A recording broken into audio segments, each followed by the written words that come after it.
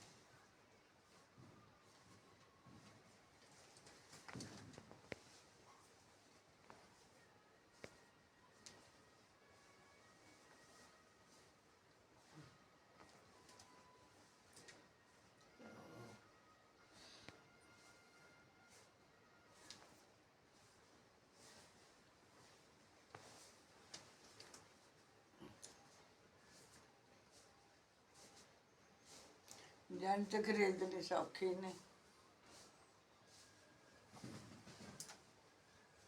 ਦੁਆ ਕਰ ਛੱਡਿਆ ਕਰ ਹੈਂ। ਅੱਛਾ ਦੁਆ ਕਰ ਤਾਂ ਸਾਡੀ ਨੌਕਰੀ ਪੱਕੀ ਹੋ ਜਾਵੇ, ਅੱਛਾ ਗਵਰਨਮੈਂਟ ਨੌਕਰੀ ਪੱਕੀ ਕਰ ਦੇਵੇ, ਰੈਗੂਲਰ ਕਰ ਦੇਵੇ। ਅੱਲਾ ਕਰੇਗਾ।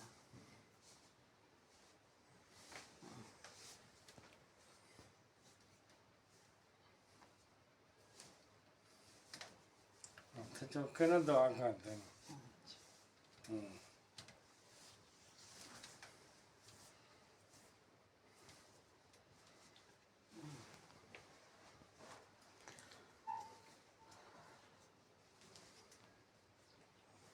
ਮੇਰੇ ਛੜੇ ਪੈਣਾ। ਨਹੀਂ ਹੈ ਥੱਲੇ ਤਾਂ ਨਹੀਂ ਹੈਗੀ, ਅੱਛਾ ਠੀਕ ਨੇ।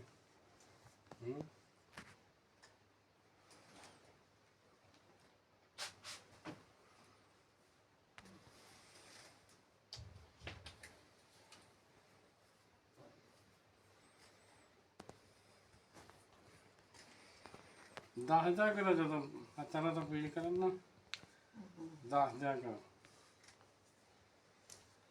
ਅੱਛਾ ਹੂੰ